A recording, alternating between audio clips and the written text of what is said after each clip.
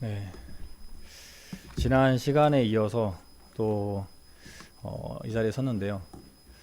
지난 시간에도 말씀을 맡았는데 교회 행사가 생겨서 한번 물렀다가 말씀을 했었는데 이번 말씀도 지난달에 해야 될 말씀인데 또 교회 행사가 물려서 이렇게 밀려서 하게 됐습니다. 사실 말씀이 한번 이렇게 뒤로 물러나게 되면은 좀 육신적으로는 좀 좋은 게 있어요. 아, 한 말씀 굳혔구나. 한 달은 좀 편하게 살 수 있겠네. 막 그런 생각들이 들거든요. 근데 그 앞에도 두 달 만에 말씀을 해보니까 아무래도 그 스토리가 끊기는 것도 있고 또 오히려 그 내용들이 그 한 달 동안 더 채워져 가면서 더 다져지고 해야 되는데 더 방관하고 있다가 말씀들이 더 흐트러지는 경우들이 많더라고요. 뭐 이번도 마찬가지로 그렇게 한 번 더 물러가지고 왔는데 사실 굉장히 요즘 바빴거든요. 뭐 이사도 하고 하느라고 바빴었는데 이 말씀이 오늘로 잡힘으로써 사실 이사 날짜가 오늘이었거든요. 예, 오늘이었는데 아무래도 이 이사하고 나서 저녁에 말씀하자니 너무 복잡할 것 같고 안 될 것 같다 해서 최대한 작업을 좀 땡겨가지고 이사를 좀 땡겼습니다. 근데 오늘 이사했으면은 생각해 보니까 네, 비가 이렇게 많이 오더라고요. 오늘 이사했으면 큰일 날 뻔했다. 날짜를 땡긴 것은 정말 이 말씀을 오늘 맡았던 이 복인 것 같다라는 생각도 들었습니다. 아무튼 뭐 성도님들의 뭐 기도와 또 관심 또 함께 도와주신 것 때문에 또 이사도 원활하게 잘 진행이 됐고 우리 학생들이 또 많이 도와줬거든요. 저희 어머니 아버님도 많이 도와주시고 아무튼 여러모로 감사합니다. 이제 교회 가까운 데로 오게 됐는데 저는 저기 예전에 그 이수기 자매님의 간증과 또 오소라 자매의 간증을 듣고 나서 아, 교회 가까운 곳은 정말 복이구나 라는 생각들을 많이 가지고 있었어요. 또 언젠가 저기에 가야지 라는 생각을 하고 있었는데 여러 사건들이 이렇게 물리더라고요. 뭐 말씀 전에 이렇게 좀 이런 얘기를 좀 먼저 드리는데 이제 아무래도 광명의 상권은 많이 이게 죽었기 때문에 어머니도 저 부분이 많이 부담이 됐기 때문에 팔까 이러고 있었는데 아깝잖아요. 좀 손해만 보고 판다는 게. 그래서 우리가 들어갈까 계획을 하고 있었는데 마침 3층에 사시는 전 주인분이 나간다 하시더라고요. 자기 집을 지어서 12월 달에 12월 중순에나 나가신다 하더라고요. 근데 보니까 우리 아파트 계약일도 12월 중순이에요. 1년 중에. 딱 그날이 딱 맞더라고요. 그래서 그러면은 우리가 아파트를 나오겠다. 그러니까 그 딱 비워달라라고 했더니 적절한 시기에 딱 맞춰가지고 들어가게 됐습니다. 나름 이제 어머니에게도 부담은 마이너스 이자와 건물세 이런 것들이었는데 그것은 이제 우리가 이제 전세로 드리고 들어갔기 때문에 서로 부담 없고 저희도 이제 우리 집이 생기고 여러 가지 조건들이 딱딱 맞아 떨어져 가는 것들을 보면서 하나님께서 주신 위치인가 보다라는 생각들이 들었습니다. 뭐 소문으로 들어서 아시겠지만 뭐 지하에도 뭐 공사를 하고 있긴 한데 뭐 처음에는 가볍게 뭐 꾸며가지고 어떻게 해보겠다라고 한 것이 조금 일이 커져가지고 뭐 아무튼 뭐 잘 되어가고 있긴 합니다. 뭐 가볍게 말씀드리자면은 사실 아버지께서 지하 공사를 하고 있었는데 이것을 지하에 좀 만들어서 성도님들 탁구도 치고 뭐 차도 마시고 이런 공간이 있었으면 좋겠다라고 늘 얘기를 하셨었어요. 저는 근데 저게 관심이 전혀 없어가지고 가보지도 않았거든요. 가보니까 솔직히 건물이 좀 엉망이더라고요. 그래서 좀 시설적인 부분이나 파손된 부분이나 뭐 버려야 될 것들 이런 것들 때문에 공사가 좀 많이 길었습니다. 아무튼 그 여러 가지 이유로 공사를 진행하게 됐는데 아버지의 뜻을 함께 이루는 것도 있고 또 교회를 위해서 그리고 또 우리의 욕심도 있고요. 우리도 한번 그런 것들을 가져보고 만들어보고 싶다라는 그런 생각들이 들어가지고 여러모로 여러 가지 의미를 가지고 만들게 됐습니다. 단 드리고 싶은 말씀은 뭐 돈이 많아서 하는 건 아닙니다. 뭐 우리가 있어봐야 뭐 젊은 나이에 얼마나 돈이 있겠습니까? 그래서 그냥 오해는 하지 마시고 저 돈으로 다른 거 하면 더 좋을 텐데 혹 그런 말씀을 하실 수도 있어요. 또 그리고 뭔 돈이 저렇게 많아서 이렇게 한다냐라고 생각하실 수 있는데 그런 생각을 하지 마시고 좋은 의미에서 하는 것이기 때문에 다들 그렇게 생각해 주시면 좋겠습니다. 네, 뭐 간증을 하고 있네요 제가. 네, 이제 그 지난 시간에 이어서 이 아합의 스토리를 진행하겠습니다. 이 아합이라는 내용이 굉장히 성경에서도 큰 범위를 차지하고 있어요. 그렇기 때문에 왜 한 4달 전부터 아합이었는데 지금까지 아합이거든요. 2달에 한 번 하다 보니까 그래서 오늘은 아합을 보내도록 하겠습니다. 지난 시간 가볍게 복습을 해보자면은 북이스라엘의 왕은 이렇습니다. 여로보암, 나답, 바사, 엘라, 시므리, 오므리, 아합. 이거 켜지나요?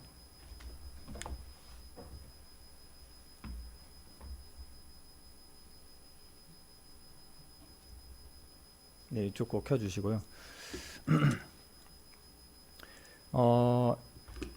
이제 오므리 왕조 때에 속하는 아합은 성경에서도 굉장히 악한 왕으로 이렇게 알고 있습니다.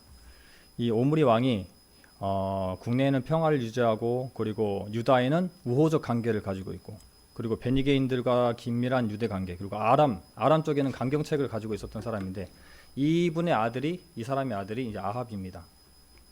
아합은 왕 중에서도 가장 악한 왕으로 성경에는 되어 있죠. 그래서 백성과 민족을 우상 숭배의 길로 인도했던 그런 성경에서는 굉장히 악한 그런 사람입니다. 아합을 심판하기 위해서 준비된 사람이 바로 엘리야이고요. 그 엘리야를 통해서 지난 시간에 하나님께서 가뭄을 주시고 엘리야를 통해서 불을 내리고 비를 내리는 그런 하나님의 능력을 보여주는 사건이 있었죠. 갈멜산의 전투가 있었습니다. 그럼에도 불구하고 그 하나님의 그 능력으로 엄청난 가뭄을 맛보고 하나님의 능력으로 비까지 봤음에도 불구하고 이 아합과 이세벨은 오히려 그 이세벨은 그 엘리야를 죽이고자 하죠. 그래서 엘리야가 광야로 도망가게 되고, 그래서 이 엘리야는 이 영적인 침체 가운데 있을 때 하나님께서 너는 혼자가 아니다 라고 하시면서 엘리사를 준비해 주시고, 또 하나님의 사람 7,000명을 함께 있다라는 것들을 말씀을 해 주십니다. 그렇게 해서 하나님의 그 개혁을 준비를 하죠. 그래서 세 사람에게 기름을 부어라. 엘리사, 그리고 예후, 그리고 아람의 왕이 될 누구죠? 네, 그 한 사람이 있습니다. 그 세 사람에게 기름을 부어서 준비하라라고 얘기를 하면서 지난 시간이 끝이 났어요. 오늘 시간에는 이 왕정 시대에서 조금 어울릴 만한 전쟁사가 있습니다. 이 아합에게 엄청난 위기가 닥치게 되거든요. 아람이 쳐들어오는 거예요. 지금의 아람이 쳐들어오게 되는데, 먼저 말씀을 하나 찾아보겠습니다. 열왕기상 20장 13절입니다. 열왕기상입니다.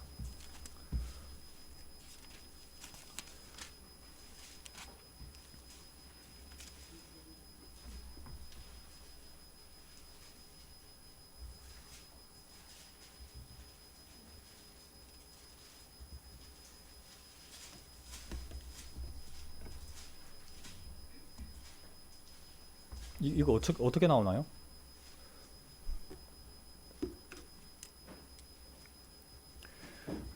네, 열왕기상 20장 13절 말씀 다 함께 읽어보겠습니다. 한 선지자가 이스라엘 왕 아합에게 나아가서 가로되, 여호와의 말씀이 내가 이 큰 무리를 보느냐? 내가 오늘 저희를 내 손에 붙이리니 너는 내가 여호와인 줄 알리라 하셨나이다. 조금 의외의 말씀이죠.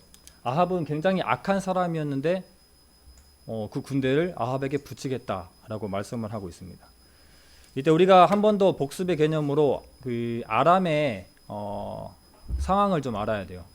우리가 나중에 북이스라엘이 먼저 아수르에게 멸망하게 되잖아요. 이 아수르라고 한 제국은 지금부터 서서히 성장하고 커가고 있어요. 근데 북이스라엘보다 북단에 위치한 이 아람은 먼저 그 위기가 올 거잖아요. 근데 아람은 그들이 그 나라를 방어하기 위해서 그 국가가 커져야만 했습니다. 그래서 이 아람이 여러 동맹국과 함께 이제 더 그 세력이 커져야 되기 때문에 북이스라엘도 먹어야 되잖아요. 그래서 북이스라엘을 치러 온 거예요. 이때 우리가 그 성경에 보면 벤하닷이라는 사람이 굉장히 많이 나옵니다. 아람이라고 하면 벤하닷 왕. 근데 벤하닷이라고 하는 사람은 우리가 애굽에 바로가 있는 것처럼 여기도 벤하닷이라는 사람의 이름이 굉장히 많아요. 하닷이라는 게 신이 있거든요. 아람에는 하닷이라는 신이 있는데 고유 명사입니다.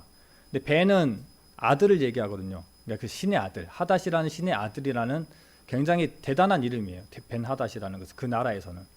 그렇기 때문에 그 그 나라에서 벤하닷이라는 그 고유 명사의 칭호는 1세, 2세, 3세까지 이렇게 이어지거든요. 그래서 벤하닷이 이렇게 오래 살았느냐라고 생각하지 마시고 벤하닷 1세는 그때 예전에 말씀드렸었는데 누구죠? 루손이라고 하는 사람이 바로 벤하닷 1세입니다. 그리고 오늘 나오는 이 벤하닷은 벤하닷의 2세죠. 벤하닷의 아들입니다. 그래서 이 벤하닷 2세가 전쟁을 쳐들어오게 되는데 하나님께서는 그 전쟁을 붙여주십니다. 이유가 다양하겠죠. 여기서는 보면은 하나님 백성들에게 내가 하나님임을 또 알리기 위해서, 그리고 또 세계사를 주관하시는 하나님의 통치이기 때문에 우리가 그것을 알아야 됩니다. 이제 그 벤하닷이 와서 얘기합니다. 아합에게 너 금과 은과 금은과 또 아름다운 처자와 자녀들을 다 나에게 넘겨 라고 하니까 아합은 네 알겠습니다 라고 하면서 콜 해버립니다.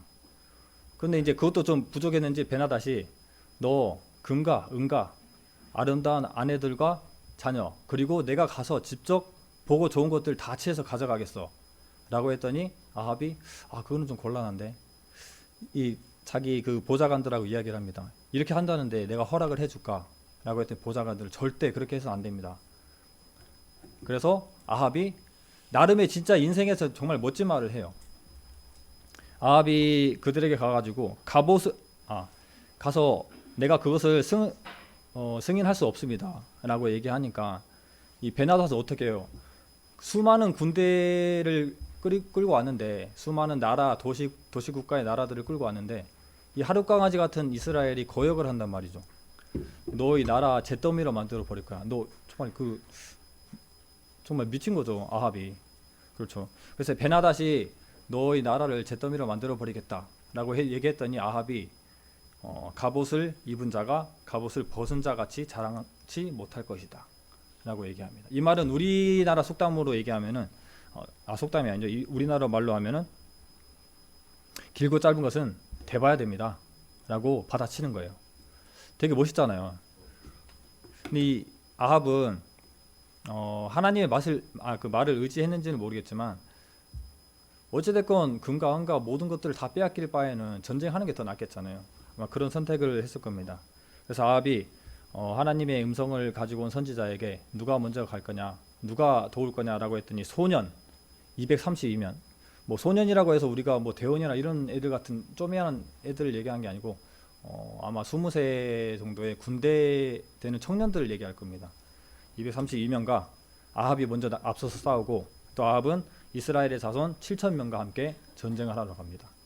7,233명이라고 하는 이 숫자를 가지고 전쟁하러 가는 것은 여전히 하룻강아지입니다. 이 아람의 군대에는. 아람은 32개국, 23개국, 준비한 지 2달 되니까 헷갈리네요. 32개국의 도시국가를 끌고 왔거든요. 왕들만 32명이에요. 그렇기 때문에 엄청난 군대잖아요.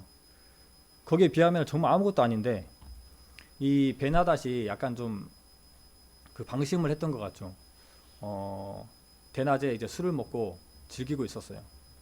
저것들 뭐 그냥 대충 싸워도 이기니까 술이나 한잔 하자 했겠죠. 근데 이제 하나님께서 이제 이때 치러 가라라고 해서 그들이 정오에 치러 갑니다. 그렇게 해서 큰 승리를 거두죠. 그리고 수많은 재물도 가지게 됩니다. 그리고 선지자는 그 승리한 이후에 바로 얘기합니다. 내년 이맘때쯤 또 전쟁이 있으니까 왕께서는 준비하십시오 라고 준비를 합니다. 이 아람은 좀 어이가 없잖아요. 이런 큰 싸움에서, 큰 싸움도 아니죠. 정말 보잘것없는 아무것도 아닌 싸움에서 져버렸거든요. 당연히 이길 걸로 생각했는데. 그렇게 해서 두 번째 싸움을 하러 가는데 이런 말을 합니다. 저 이스라엘의 신이 산의 신이었기 때문에 우리가 졌다. 하지만 골짜기의 신이 아니기 때문에 이번에는 우리가 산 말고 다른 곳에서 싸우자 라고 해서 그곳에서 싸워서 이길 준비를 하고 오게 됩니다. 열왕기상 20장 27절 28절 말씀을 읽어보겠습니다. 20장 27절 28절 말씀, 제가 읽어보겠습니다. 이스라엘 자손도 종과 화물을 입고 군량을 받고 마주 나가서 저희 앞에 진을 치니 이스라엘은 염소 새끼 두 적은 때와 같고 아람 사람은 그 땅에 가득하였더라. 때에 하나님의 사람이 이스라엘 왕에게 나와 고하여 가로되 여호와의 말씀이 아람 사람이 말하기를 여호와는 산의 신이요 골짜기의 신이 아니라 하도다. 그러므로 내가 이 큰 군대를 다 내 손에 붙이리니 너희는 내가 여호와인 줄 알리라 하셨나이다 아니라. 하나님께서 그들에게 싸움을 이기게 하신 것들은 아람이 그의 신은 산의 신이요 골짜기의 신이 아니다 라고 얘기를 했기 때문이기도 합니다. 그래서 정리해보자면은 전쟁을 이기게 하신 이유는 여호와께서 참 신이심을 이스라엘에도 그러니까 아람에도 또 증명하기 위해서, 그리고 왕과 백성들이 그리고 이방 나라가 여호와를 알게 하기 위해서입니다. 그리고 세계사를 주관하신다고 말씀드렸었는데 이 에스겔서에는 이런 말씀이 있어요. 그러므로 너는 이스라엘 족속에게 이르기를 주 여호와의 말씀에 이스라엘 족속아 내가 이렇게 행함은 너희를 위함이 아니요 너희가 들어간 그 열국에서 더럽힌 나의 거룩한 이름을 위함이라. 나중에 이스라엘 백성들이 죄로 인해서 포로로 잡혀가고 또 회복되잖아요. 근데 그 회복이라는 것이 하나님의 그 거룩한 이름을 위해서라는 것을 얘기를 하고 있습니다. 마찬가지로 이러한 것들이 같이 같은 그 이유의 의미를 가지고 있다는 것을 말씀드립니다. 전쟁의 결과는 뻔합니다. 하나님께서 붙여주셨기 때문에 전쟁의 결과 이 아람의 군대는 10만 명이나 죽어요. 이스라엘 군대는 정말 적었을 건데. 그리고 그들이 도망갑니다. 아벡의 한 성으로. 그런데 그 성읍이 무너져서 2만 7천 명이 죽습니다. 정말 지금 막 우리 뉴스에 보면은 막 100명, 막 300명 이렇게만 죽어도 난리가 아닌데 거의 13만 명 가까이가 전쟁으로 죽었다는 것은 정말 하루 강아지 같은 이 이스라엘 족속에게 13만 명이 죽었다는 것은 엄청난 사건이에요. 그리고 베나닷은 도망갑니다. 이 한 성읍에 숨어 있다가 이제 도망갈 곳이 없기 때문에 이제 항복하고 나와요. 아합에게. 그래서 살고자 해서 굵은 배로 허리를 묶고 테두리를 머리에 이고 또 아합에게 생명을 구하게 됩니다. 사실 하나님께서는 그 전쟁들이 진멸의 전쟁이거든요. 그리고 하나님께서 이 베나닷이라고 하는 이 아람을 붙여주신 것은 죽이라는 거예요. 그런데 이 아합은 지금부터는 이제 자기 계산을 하는 거예요. 어떤 게 나에게 더 유익일까? 그래서 아합이 말하기를 살았느냐? 저는 나의 형제니라 라고 얘기를 하고 살려줍니다. 그래서 이 마차에 올라타서 얘기를 하는데 바로 이제 베나닷이 얘기를 하죠. 공약을 거는 겁니다. 저를 살려주면은 이스라엘에서 빼앗은 성읍들을 다 돌려주고, 그리고 우리 아버지가 그랬던 것처럼 다메섹에 아합의 거리를 만들어서 상업적인 이익을 볼 수 있도록 하겠습니다 라고 제안을 하는 거예요. 아합에게는 굉장히 솔깃한 거거든요. 뭐 이스라엘이 그렇게 막 잘 사는 국가도 아니고, 이 나라의 왕을 살려줌으로써 빼앗겼던 성읍을 다 찾을 수가 있고, 또 이 아합의 거리라고 다메섹에 만드는 건데, 아합의 거리라고 하는 것은 상업적인 이익을 남길 수 있는 거리겠죠. 상업적인 이익도 남길 수 있는, 굉장히 나라가 부유해질 수 있는 굉장히 좋은 조건이거든요. 그래서 아합이 살려줍니다. 그래서 나중에 아합이 그 죽음에 관한 예언을 듣게 되는 거죠. 이 하나님께 불순종하는 왕들, 악한 왕이라고 하면은 대부분 하나님 앞에 불순종하는 사람들을 살아가거든요. 근데 가치관의 차이죠. 어떤 것이 더 중요한지. 여기서 보면은 아합은 당연히 육신의 것을 쫓아가게 됩니다. 우리 삶에서도 아합과 같은 모습들이 굉장히 많아요. 아합은 정말 형편없이 살았구나라고 하지만 돌아보면은 우리도 아합과 똑같은 선택을 할 때가 굉장히 많습니다. 지금 우리가 세상 가운데 속해서 살아가고 있는데 우리의 그 가치관의 기준이 이 전혀 하나님적이지 않고 세상적인 것들이 굉장히 많더라고요. 저도 이번에 이사를 하면서 온통 투자하는 것들이 온통 우리 집, 우리 차, 우리 집 문, 우리 집 옥상 막 이런 것들이 전혀 뭐 하나님의 뭐 이런 것들은 뒷전이고 오직 내 것에만 치중을 하고 살아간다는 것을 많이 생각했거든요. 왜 나는 나를 위해서만 살아갈까? 이래가지고 나중에 하나님께서 일이 살아가다가 부르시면은 그래 너는 좋은 집, 좋은 차, 좋은 직장 이렇게 잘 살았구나 라고 해서 상 주실 건 절대 아니거든요. 근데 우리가 세상 사람들하고 살아가다 보면 그 기준들이 좀 무너져요. 같이 살아가는 사람들의 그 상대적인 그 행복함과 그 부유함의 기준이나 추구하는 그 행복의 기준들이 세상 사람들과 많이 비슷해진다는 것을 좀 생각이 들더라고요.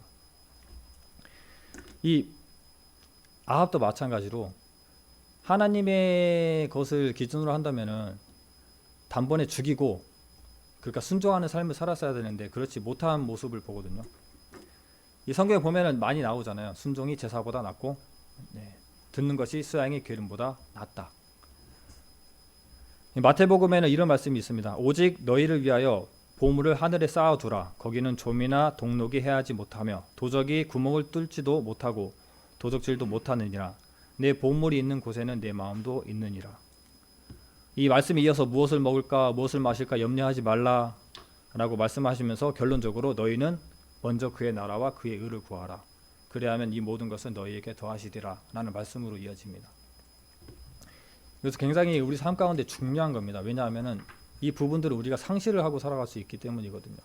사실 이 말씀들은 다 새벽 기도회 때도 그렇고 구역 예배 때도 그렇고 한 번씩 우려먹었던 말씀들입니다. 이 말씀을 한번 거르다 보니까 잘게 쪼개가지고 많이 이렇게 써먹었어요. 그래서 이 자리에서는 2번씩 듣는 분들도 계실 텐데 양해를 구합니다. 그래서 이런 그 일화가 있더라고요. 제가 존 파이퍼라는 그 어디 나라죠? 그 목사님 말씀을 그 책을 좋아하는데 거기에 이런 말을 하더라고요. 루비와 로라 그리고 봅과 페니, 루비와 로라라고 하는 좋은 예, 또 봅과 페니라고 하는 나쁜 예를 설명을 하고 있더라고요. 루비와 로라는 루비는 독신의 여성이고 간호사입니다. 간호일을 마치고 80세가 넘어서 은퇴를 했고 그리고 로라도 마찬가지로 여자 의사였는데 은퇴 이후에 두 사람이 이제 팀을 이뤄가지고 하나님의 일을 하는 데만 매진하고 살아가요. 그들은 전부터 하나님의 일에만 매진하고 살아갔던 사람들인데 은퇴 후에는 본격적으로 멀리 갑니다. 남들이 가지 못하는 정말 어려운 땅에 가서 그들이 복음을 전하고 살아가는데 하루는 그렇게 열심히 살아가다가 카메룬의 한 마을을 다니다가 자동차 브레이크가 고장나게 돼요. 그래서 두 사람은 죽습니다. 바로 둘 다. 굉장히 좀 짠하죠. 비극적인 일이고 결혼도 못하고 삶을 오직 그런 일에만 그 일에만 매진하다가 은퇴 후에도 노후를 편안하게 즐기지 못하고 더욱더 험난한 곳으로 뛰어들어서 죽음까지 맛봤단 말이죠. 누군가는 이거 굉장히 비극적인 모습으로 보더라고요. 하지만 이 목사가 하는 말이 이게 과연 비극일까? 라고 이렇게 질문을 하더라고요. 그래서 정말 비극은 이런 거다 라고 하면서 하는 말이 그러니까 복과 펜이라는 인물을 얘기합니다. 복과 펜이는 50대 초중반에 퇴직을 합니다. 그래서 중대형 요트를 사서 전 세계를 유랑하면서 다니게 되죠. 해안가에서 조개를 줍고 그런 것 조개를 줍는 취미를 가지고 가끔씩 소프트볼도 즐기면서 살아갑니다. 여유롭고 평화로운 인생을 살아가면서 정말 아메리칸 드림을 꿈꾸는 굉장히 호화로운 그리고 편안하고 평안한 그런 노후를 맞이하게 되죠. 그래서 목사님이 하시는 말씀이 이게 바로 비관적인 모습이다. 이게 바로 낭비적인 삶의 모습이다. 라고 말합니다. 이게 바로 비극적인 삶이라고 소개를 하더라고요. 전 비극적인 삶은 우리가 전도를 하다가 죽는 것이 어이없는 사고로 죽는 것이 비극적인 삶이 아니라 정말 호화롭게 세상의 것만 따라가다가 세상 사람들의 그 비슷한 가치관을 따라서 쫓아가다가 죽는 것이 바로 그리스도인들에게는 굉장히 비극적인 삶이에요. 그 말을 듣고 나니까 굉장히 이 생각의 가치관들이 많이 바뀌게 되더라고요. 그래서 한 성도를 만났는데 오랜만에 한 성도 이제 함께 모임을 하고 있지 않은 성도를 만났는데 좋은데 취직했던 성도예요. 이 성도가 좋은데 취직했기 때문에 같이 밥을 먹어도 돈도 많이 모았겠다 라고 얘기했더니 하나도 안 모은다 그러더라고요. 그리고 그렇게 안 받는데 돈을 별로 안 모으구나. 자기한테 치장하고 살아가는 게 있나? 왜 그게 안 모으지? 라고 했더니 사실 우리 회사에도 돈을 안 모으고 살아가는 그 남자 청년들이 있습니다. 당연히 남자 회사니까 청년들이 있는데, 이 청년들은 몇몇 사람들은 전혀 돈을 모으지 않아요. 번 돈을 그대로 다 씁니다. 그 이번에 성과급이 얼마 나왔다라고 하면은 먼저 계산을 막 들어가요. 뭘 사야 될지. 그렇게 살더라고요. 그래서 결혼하고 나서부터 이제 조금씩 모아가서 살아가요. 정말 형편없다 생각했거든요. 그 사람들을 보면서 왜 이렇게 미래를 준비하지 않을까. 근데 이제 성도를 만났는데 그 성도는 정말 존경스럽고 멋진 삶을 살아간다라고 생각했는데 안 모은대요, 하나도. 근데 또 이야기를 들어보니까 교회 헌금하고 또 전도하는 일에, 또 사람들 만나는 일에 최대한 하나님 일에 쓰고 있더라고요.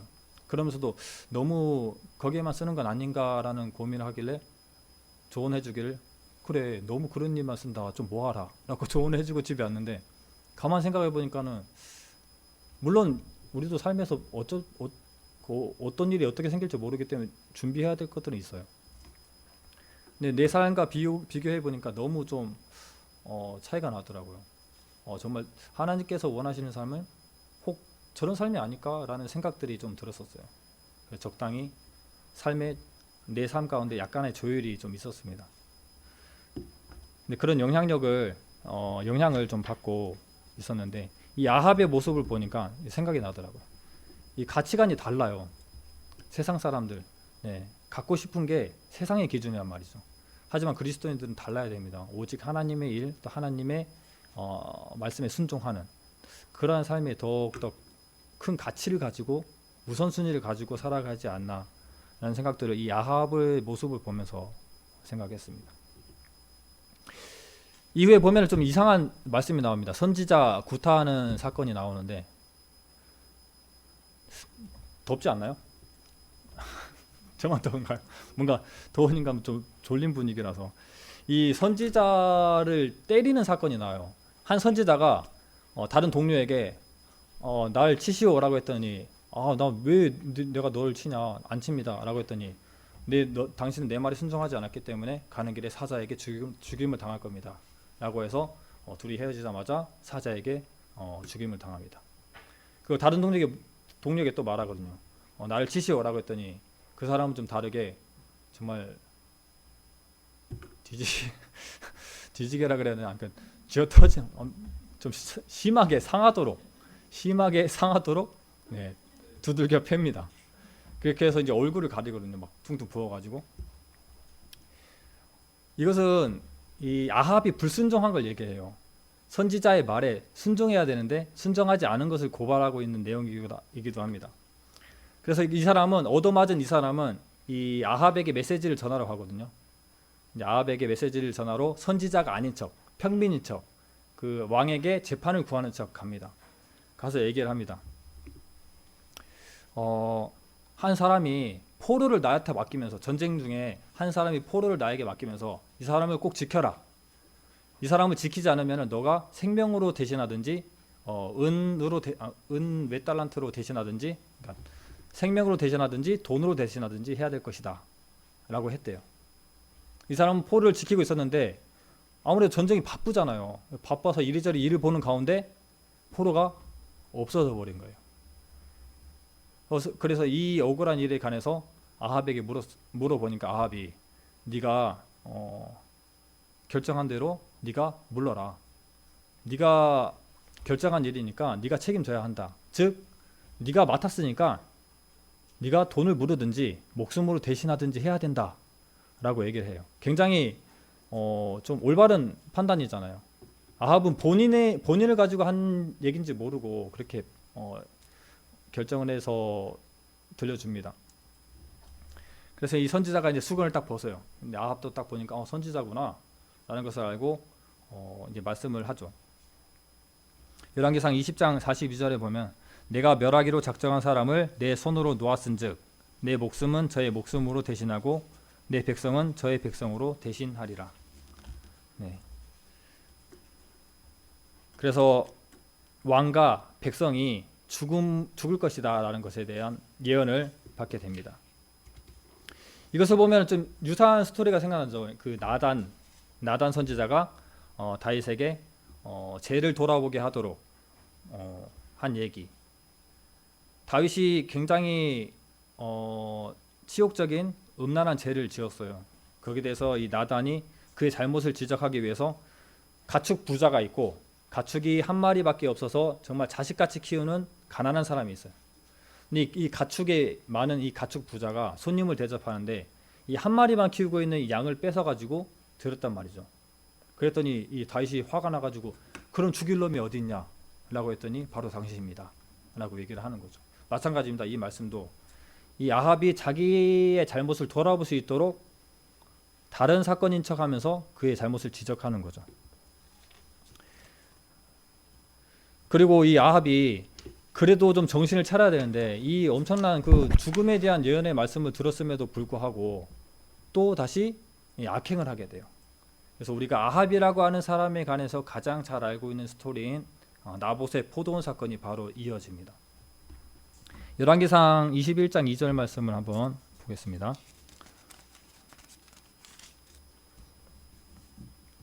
다 함께 한번 읽어보겠습니다. 아합이 나봇에게 일러 가로되 내 포도원이 내 군 곁에 가까이 있으니 내게 주어 나물밭을 삼게 하라. 내가 그 대신에 그보다 더 아름다운 포도원을 내게 줄 것이요 만일 합의하면 그 값을 돈으로 내게 주리라. 이 사마리아 성 이스라엘 쪽에 있는 이 성이었나 본데요. 이 성 앞에 보니까 굉장히 좋은 포도원이 있는 거예요.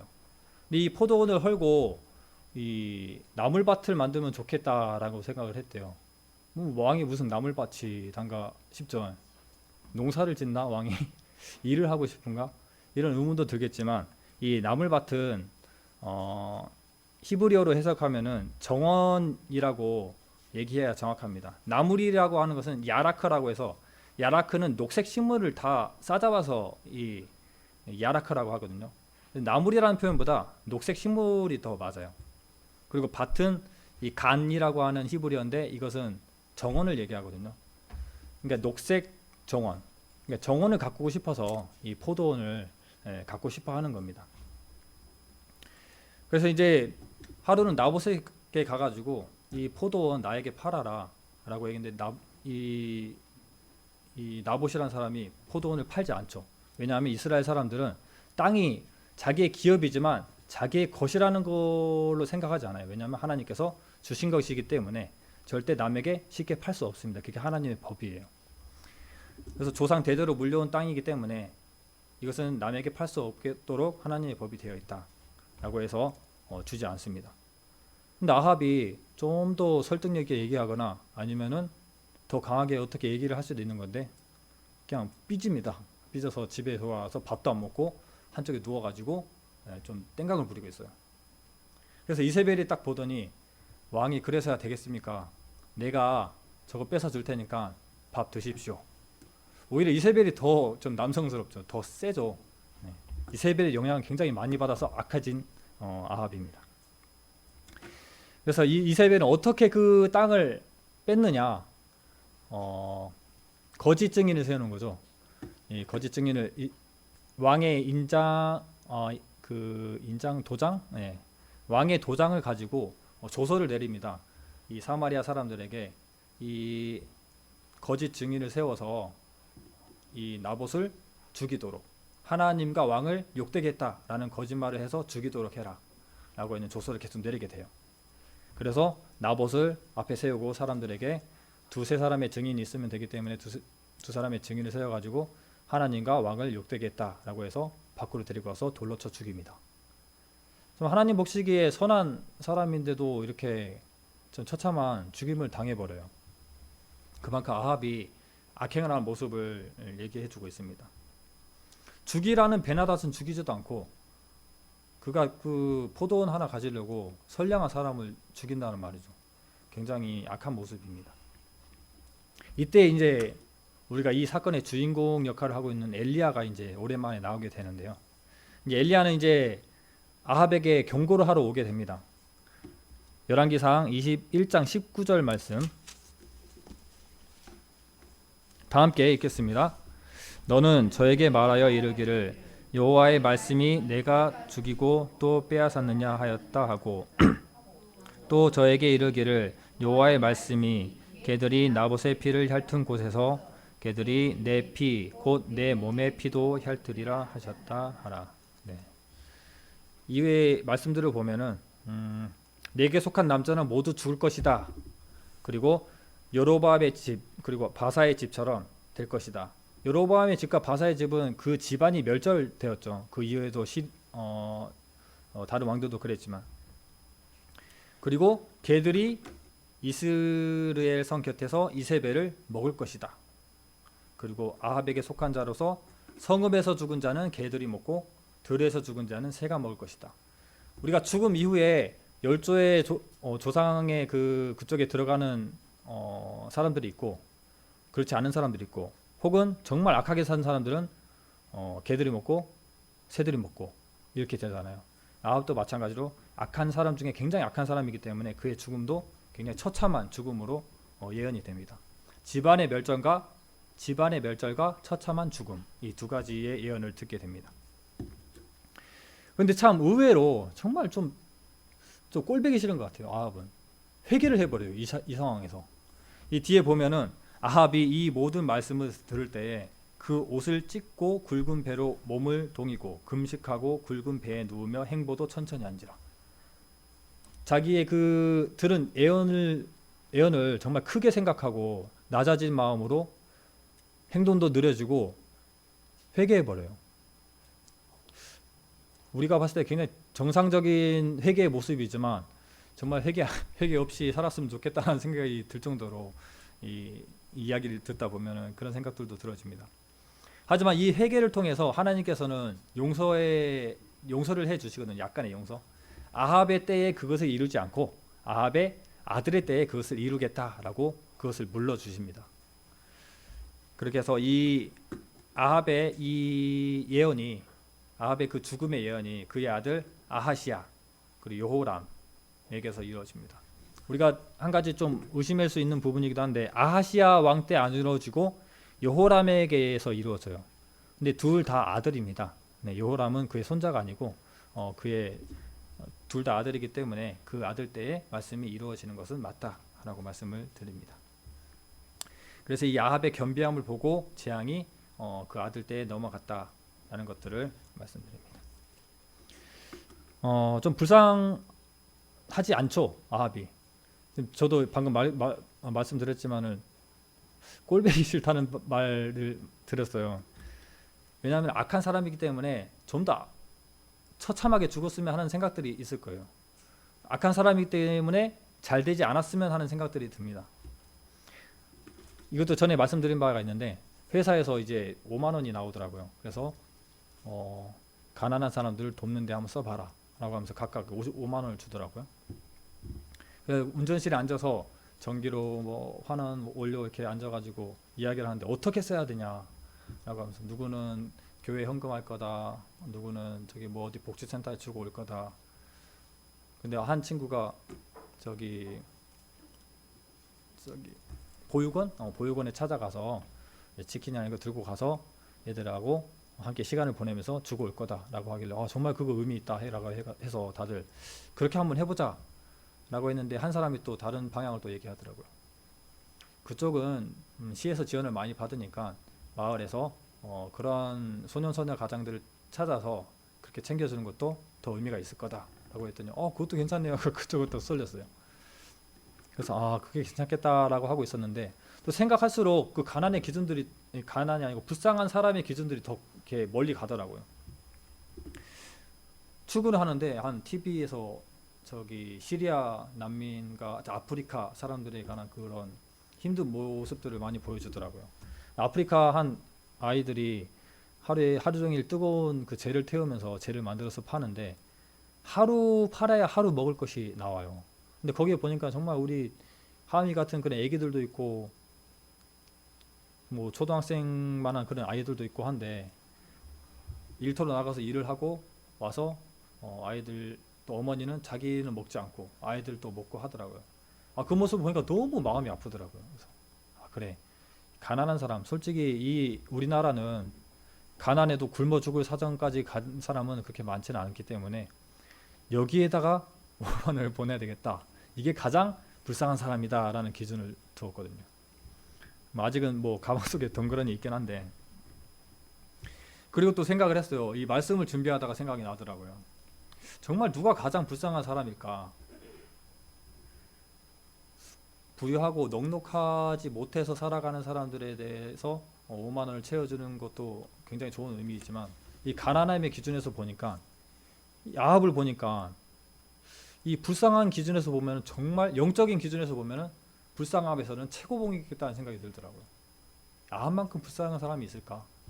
하나님께서 그렇게 경고를 하고 예언자를 보냄에도 불구하고 악함의 길로 가는 그 아합을 보니까 속으로는 정말 더 처참하게 죽었으면 좋겠다. 이 아합이 회개 안 했으면 좋겠다. 아합은 그래야 마땅하다라고 생각하는데, 그의 삶은 오직 지옥을 향해 달려가는 모습이잖아요. 정말 불쌍하다. 그렇기 때문에 부유함이나 넉넉함, 이것 때문에 영혼의 갈급을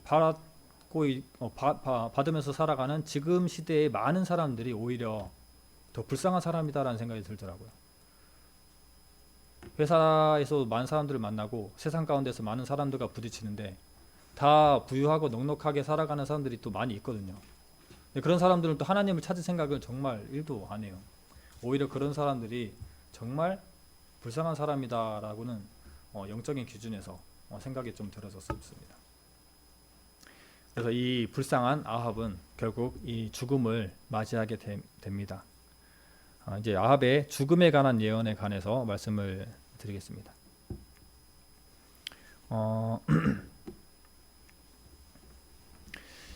이 아합이 이제 마지막 전쟁을 준비합니다. 마지막 전쟁을 하는데, 이때는 남유다의 여호사밧이 이 북이스라엘에 와 있어요. 사실 남과 북은 친하지 않습니다. 이걸 한 번도 안 보여줬네요. 이거는 세상에나. 이거 최대한 이해를 쉽게 하려고 카툰 성경을 좀 스캔 떠가지고 왔거든요. 이것은 싸우는 것, 이거는 나봇의 포도원 사건. 네, 이거는 좀 다행히 하나라도 보여줄 수 있겠네요. 자, 아합의 죽음. 여호사밧이 북이스라엘에 와 있습니다. 왜냐하면은 여호사밧의 아들과 아합의 딸이 결혼을 했거든요. 아합의 딸 아달랴와 여호사밧의 아들 여호람이 결혼을 하게 됩니다. 그래서 남과 북이 화친을 하게 돼요. 남쪽에 이 여호사밧이 북쪽에 잠시 갔다가 있는데, 아합이 우리 저기 길르앗 라못을 함께 치러 갑시다 라고 제안을 합니다. 그래서 여호사밧이 그렇게 합시다 라고 승인을 하게 되죠. 이 여호사밧은 군사적으로나 신앙적으로나 준비가 잘 되어 있는 그런 좋은 왕입니다. 그런데 아합과 사돈지간이 되면서 이 대북 정책을 펼치면서 큰 실수가 작용을 하긴 하죠. 그리고 길르앗 라못은 원래 북이스라엘의 땅이었어요. 그런데 아람의 경계지, 분쟁의 경계지에 있었는데, 아람이 분명 베나닷이 돌려주겠다라고 얘기했는데, 아람의 진영에 있다는 것은 몇 년 지나지 않았거든요. 그런데 아람의 진영에 있다는 것은 다 돌려주지 않았다는 겁니다. 베나닷이 배신을 때렸다라고 아시면 됩니다. 그래서 그 배신을 때려서 여전히 아람에 속해 있는 그 땅을 이 남유다의 여호사밧 왕의 힘을 좀 의지해서 같이 치러 가는 내용이거든요. 그래서 여호사밧은 하나님의 사람같이, 좀 올바른 사람과 같이 행동을 해요. 선지자들을 모아서 하나님의 뜻을 물어봅시다 라고 해서 400명의 선지자를 불러서 물어보게 됩니다. 그래서 선지자들이 얘기하기를 치러 가십시오. 하나님께서 당신의 손에 넘기셨습니다 라고 얘기를 하는 거죠. 400명 정도가 얘기했으면 그냥 갈 수 있는데, 여호사밧은 더 없냐, 다 물어봐야 된다 라고 해서 이 아합이 싫어하는 선지자가 한 명 있습니다. 이물라의 아들 미가야라고 하는 사람이 있는데, 이 사람을 부릅니다. 이 사람을 부르러 가는데, 부르러 간 사람조차 다들 좋은 해석을 했으니까, 좋은 예언했으니까 당신도 좀 웬만하면 좋은 예언을 좀 해주십시오 라고 부탁할 정도로 그런 사람이에요. 그리고 데리고 왔는데 예언을 하라고 하니까 이깁니다, 가서 싸우십시오 라고 얘기를 하는 겁니다. 근데 아합이 어쩐지를 네가 좋은 예언을 해, 좀 제대로 된 예언 해봐, 라고 하면서 다시 예언을 하도록 부탁해요. 그랬더니 이 미가야가 거짓말로 얘기를 하다 결국에는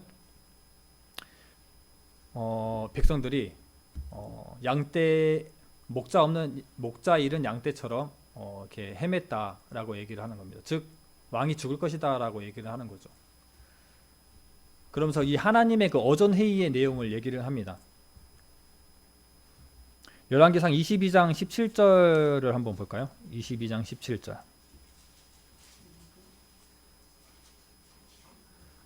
네, 22장 17절 말씀을 한번 읽어보겠습니다. 저가 가로되 내가 보니 온 이스라엘이 목자 없는 양같이 산에 흩어졌는데 여호와의 말씀이 이 무리가 주인이 없으니 각각 평안히 그 집으로 돌아갈 것이니라 하셨나이다 라는 말씀을 이미 읽었는데 또 읽었네요. 이 어전회의의 말씀을 하게 되는데 네, 여기는 적히지 않았네요. 하나님께서 얘기하는 거예요. 아합을 죽여야 되는데 어떻게 할까라고 얘기를 하자 한 천사가 내가 거짓말로 예언을 하게 해서 그를 전쟁에 참여시키겠습니다. 그렇게 해서 죽도록 하시죠 라고 했더니 하나님께서 그럼 그렇게 하자 라고 해서 거짓 예언을 400명이 받은 거예요. 그러니까 이 예언자들도 예언 받은 것은 사실입니다. 하지만 이 천사가 거짓 예언을 이렇게 뿌린 거죠. 그래서 이 400명의 사람들은 철불을 가지고 이 그나아나의 아들 시드기야라고 하는 이 예언자들의 리더가 철불을 가지고 이걸로 죽일 겁니다 라고 하고 있는 상황이었어요. 400명이. 그 상황에서 이 미가야가 얘기합니다. 이러이러한 어전 회의가 있었다. 그래서 이것은 속는 겁니다. 그렇기 때문에 아합은 가시면 안 됩니다 라고 얘기를 했는데 또 아합이 믿지 않죠. 그나아나의 아들 시드기야는 오히려 미가야의 뺨을 치면서 언제 하나님의 영이 나에게서 넘겨져서 너에게 갔냐 라고 얘기하면서 자존심 상해합니다. 그래서 이 미가야는 얘기합니다. 사람들에게, 백성들이고 거기 있는 사람들에게 들으십시오. 이 전쟁이 끝나면은 그 결과를 보고 내가 증명하겠습니다 라고 얘기를 하죠. 그래서 이 하나님의 선지자는 옥에 갇히게 되고 그가 죽지 않을 만큼의 빵과 물을 먹으면서 갇혀 있게 됩니다. 결국 아합은 죽겠죠. 엘리야의 예언대로 죽을 것이고 또 선지자의 경고대로 죽을 겁니다. 그래서 하지만 이 아합은 선지자의 말을 무시하고 전쟁에 참여하게 되는데 뭔가 꺼름칙하잖아요.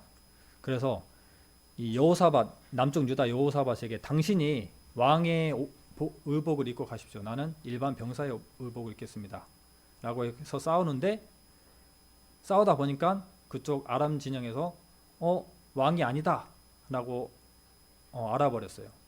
그래서 뭐 왕을 치러 가서 죽였다라는 것이 아니고 우연히 한 병사가 쏜 화살이 이 솔기 사이, 갑옷의 솔기 사이를 뚫고 들어가서 아합이 활을 맞아버립니다.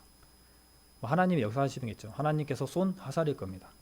그래서 아합은 엄청나게 많은 피를 이 전차에 흘리게 되고 이 전차를 후에 시스로 갈 때 나봇이 죽었던 그곳에서 개들의 그 피를 핥아먹는 일까지 다 이루어지게 됩니다. 그렇게 해서 아합은 결국 죽게 되는 거죠. 이렇게 해서 오늘 아합이 죽게 됐는데요. 이 아합은 본인이 넘지 말아야 할 선들을 많이 넘었어요. 왕이라고 해서 모든 일들을 다 정하고 결정하고 갈 수는 없습니다. 하나님은 왕권을 왕에게만 모든 것들을 부여해주진 않았어요. 하나님의 그 절대 주권이라는 것은 왕이 모두 다 가질 수 없습니다. 하나님의 그 절대 주권은 나눠주셨습니다. 왕에게도 주셨고 제사장에게도 주셨고 선지자에게도 주셨어요.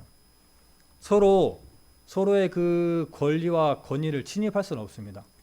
왕이 제사장의 임무를 볼 수가 없는 거예요. 왕이 선지자의 말을 무시할 수 없는 겁니다. 그런데 이 왕은 선지자의 말을 무시하고 또 전에 악한 왕, 안 좋은 예로 나왔던 사울 같은 경우도 마찬가지죠. 다윗을 쫓아갈 때 다윗을 도와줬던 노베 제사장들, 아히멜렉과 그의 제사장들을 다 죽여버리는 일이 있게 됩니다. 도와줬다는 이유로 제사장을 죽이고, 그리고 전쟁을 하기 위해서 기다리는데 사무엘이 오지 않자 자기가 에봇을 입고 제사를 드려버리는 제사장의 임무에 침입해버리는 그런 일이 있게 됩니다. 그리고 많은 왕들이 선지자의 말을 무시하고 죽이고 때리기도 하는 일들을 많이 보게 되거든요. 분명히 그런 사람들은 화를 당합니다. 즉 하나님께서는 하나님의 그 절대 주권을 한 사람에게 다 부여해 주지 않으셨어요. 왕에게는 왕이 할 만한 일을 부여해 주셨고 왕과 제사장과 선지자에게 나눠서 주셨습니다. 이것을 이 성경이 말하는 이 삼권 분립이라고 이렇게 얘기를 하더라고요.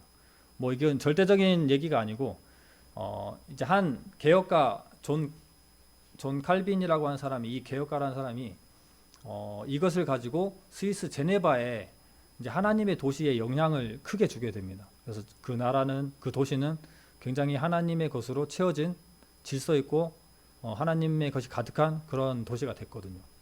그게 바로 그들이 행했던 적용이 뭐냐면은 삼권 분립, 입법부와 사법부와 행정부를 나누는 거였습니다.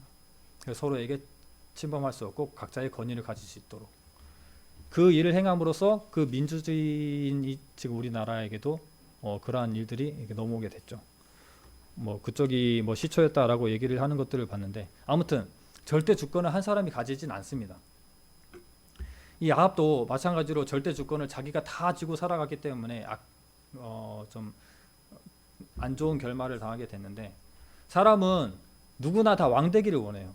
마음속에 내가 왕이고자 하는 마음. 그런데 정확하게 얘기하면은 사람은 하나님 되고 싶어 합니다. 그렇죠. 왕뿐만 아니고 제사장의 임무, 선지자의 임무 모든 것까지 다 자기가 하고 싶어 하는 게 바로 사람의 욕심입니다. 그래서 절대 주권은 오직 하나님에게만 있다. 그것을 왕이 다 누려서는 안 된다라는 교훈도 주기도 합니다. 그래서 결론적으로 정리를 하겠습니다. 하나님께서는 악을 미워하시고 죄에 대해서는 절대적이십니다. 그리고 하나님께서는 오늘 정말 우리가 마음 가운데 원치 않았지만 용서를 좋아하시고 회개하는 자를 받아주십니다. 그리고 절대적인 권위와 절대 주권은 오직 하나님에게만 있습니다. 그리고 우리가 이 아합의 모습을 보면서 영적인 가난이 무엇인지에 관해서 돌아보고 우리의 삶의 그 가치관의 기준이 좀 더 하나님의 하나님의 뜻과 합해지고 말씀에 배운 대로 가까이 가야 함을 돌아봅니다. 이 말씀을 통해서 우리의 그 가치관의 기준이 조금이라도 삶에서 한 걸음이라도 더 하나님께로 향한다면 정말 좋을 것 같습니다. 이 아합처럼 주님께 불순종하고 그리고 한평생 불필요한 것만 쫓다가 죽음을 맞이하는 인생이 혹 나의 삶이 아닌지 돌아보셨으면 좋을 것 같아요. 네, 이것으로 말씀을 마치도록 하겠습니다.